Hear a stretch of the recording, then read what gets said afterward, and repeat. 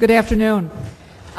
This study actually started, at least in my head, and then Doug's a little bit later, 42 years ago. Because when I started my nursing career in CV surgery ICU, I was blessed with an incredibly powerful nurse manager and the surgical director of the ICU. And they worked in such wonderful harmony together, bringing their individual skills to bear and helping create an environment that was outstanding for patients, families, and the nursing staff and the physicians. And so that was just, I thought, the way the care was delivered, but I quickly found out otherwise. And throughout my career in clinical administration, working with, at one point when I was Vice President of Patient Services, to see and work with 40 dyads of nurse and physician leader, that there was great variability. And I could almost predict, I thought, from the units that were functioning very well with those that weren't. And I could see where some people didn't even know they were in a dyad, much less functioning effectively. So for 42 years, I believed this to be true, but that's not enough. We have to have research. And so when Doug and I got together, and I learned that he was doing research from his own background in that same relationship between the leaders within a team, it really came together. So this project has been a pleasure, and this represents the sites, and not all the sites, those are the VA sites across the country where care is provided, but just like the intent of this program, we feel like, as many of you, that we are the poster children because we started with a few people together, and that was Doug and I, joined by our research partner Katie White at the University of Minnesota. And then we rippled out to include people from the VA in the Twin Cities, and then to Stanford, the Palo Alto VA, the CHF query, who Doug had previous research with. So it rippled out, and we felt that the combination of an issue that was clinically sort of generated, rigorously examined from frameworks that none of us individually would have brought to the table. And so we had Doug's background, we had mine, we had medical and other kinds of healthcare provider background, and then working with a national network, the VA, where we could then apply the findings, so the sort of three-legged stool to get the project going. And we are excited that this is the beginning step, and I will talk a little bit more about that later. Our goals in the project have evolved, as have the other projects, that we wanted to characterize nurse-physician co-leadership, this nature of this relationship between the two people who are leading the care team. And of course, in many settings, there is no physician leader. So we were looking at CHF patient populations and the characterizing the co-leadership. We also, interestingly, which we won't report on, found great variability within the VA system as to how CHF care itself is organized and led, which we think will have implications for the VA when we continue our work to examine the antecedents of co-leadership, and then describe the relationship paths, and then examine contextual factors. This afternoon is all about context, and we believe that the leadership within the environment is crucially important. We have had decades of research, again, about the impact of collaboration within the team, probably now et al. Among the first to really call attention to this and to show that it's more than just we like to work together and it's a fun environment. Over the years, we have decades of research that show people die if we are not collaborating, working effectively. And so it's much more than just satisfaction of the employees and the physicians. So these were just a highlight of some of the studies, again, dozens if not hundreds. We also want to acknowledge the thought leaders that really shaped our thinking. I mentioned Tom Gilmore before, but 15 years ago when I was at the hospital of the University of Pennsylvania, he introduced me to the concept of productive pairs. And this really, we believe, has applicability actually to Mark and Mary in terms of people who have complementary areas of expertise deliberately coming together. It might be academics and clinicians. It might be critical care and general medical. It might be physicians and nurses. But productive pairs bringing complementary areas of expertise together.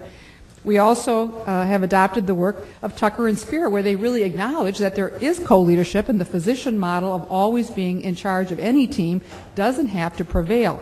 And then perhaps most influential recently is Jody Gattel's work on relational coordination. And that concept has been very helpful because if you think of relational coordination as the management of the interdependencies between or among participants in sometimes a team, Linda, but the relationship of the interdependencies. And then we believe that we are developing a new concept of relational co-leadership in terms of the creation of and the management of interdependencies between the two leaders jointly accountable. And we don't mean you take the work, divide by two, and each does half, but again, that idea of complementarity, how powerful that is between the leaders of a clinical team. So our definition really would be expanded even from what is on this slide in terms of the creation of and management of the interdependencies between these two leaders. And we focus on two leaders because the dyad is a very powerful dynamic, and there are triadic models, but we really are focusing on the co-leadership. Doug is going to talk a little bit about the model and our work that we did, and then I'll wrap up with, and where do we go next? Core of our model is interdependence. There's tons of organizational theory that is based on the idea that interdependence between people working together is a key organizing variable. There's also really neat research by a guy named Ed Lawler that shows when people of different occupations work together in a productive task, then they become interdependent. They have higher cohesion, they have higher respect, they work with each other and help each other. Now, that's a randomized controlled trial in sociology, and so we can take that one home as a major finding. And the neat part about thinking about nurses and physicians is they each have different expertise.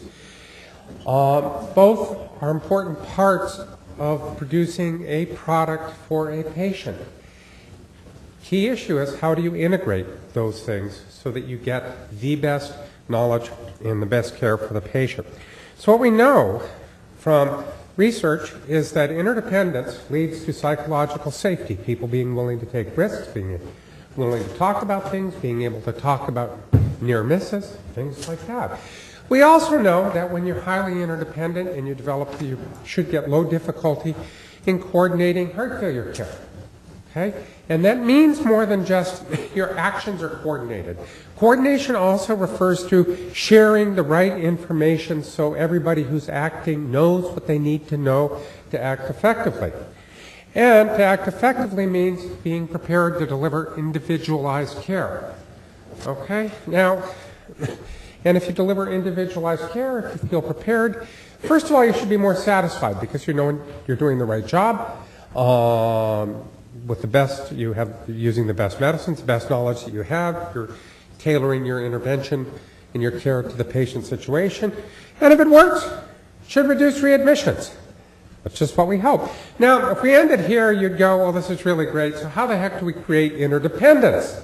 If we aren't able to tell you that, we have nothing actionable. Well, we want to get nurse-physician co-leadership. Usually the organizational story about interdependence is the problem that you're working on is the technical problem that causes interdependence. And so heart failure care for people with very severe heart failure requires integration of a lot of diverse knowledge. And that would be what most organizational theorists would say would create interdependence. Well, that would give us no variance here, so we'd be out of luck. So Ruth Wagaman, in a really neat study titled as The Twig is Bent, shows how leaders can take the same ostensible situation and good, effective leadership can cause interdependence to emerge. Okay? So people to frame their work situation as being interdependent. Well, that's really great. So then we ask, well, where does leadership come from? Well, we just wait for Gary Cooper to come riding into town or being in town in high noon, and that's where they come from. They're bored. Is there something more that we can do? We can look at sort of personalities, and there's Peter Totterdell did a nice study showing that there are different personalities and people have varying propensities to connect with each other, to help each other out, to help refer them to an information source. Okay, and that's a personality characteristic. And we figured, following the literature on incentives and organizational research, when you have high heart failure rewards, when you're rewarded for your heart failure care and you have connecting personalities, those personalities will put it together and they will drive up leadership. And then that will drive it down. So we have a fairly sophisticated mediated model here. Okay? The unit of analysis was the VA inpatient medical centers, all the ones providing HF care. And that ranged from very small ones to very large ones. We used a convenience sample of all the HF, of all the facilities in the VA that were participating in the Heart Failure Network. The Heart Failure Network is a network run by the CHF Quality Enhancement Research Initiative out of Palo Alto. They have 428 people that are active in it. Some are people that have been nominated by the query to be active. Some are people that are lurkers in the network. Some are people that are active. We've got back responses from 105 physicians, 81 nurses, and 14 others. The 14 others would be pharmacists, quality improvement specialists, and others.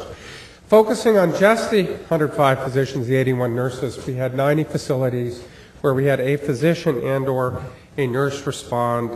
In about 56% of the facilities, we had more than one respondent.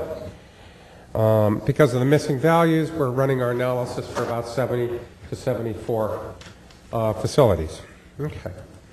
The variables, the key outcome variables that we have are provider satisfaction with heart failure care, which we think should be related eventually to turnover in the heart failure team. Readmissions within 30 days for heart failure as a primary diagnosis. So to be a patient who was had heart failure as a primary diagnosis, was in the hospital, was discharged, and what are the readmissions? The independent variables, the mediating variables are all the other things in the model, co-leadership, and that's physician leadership and nurse leadership, and the other ones.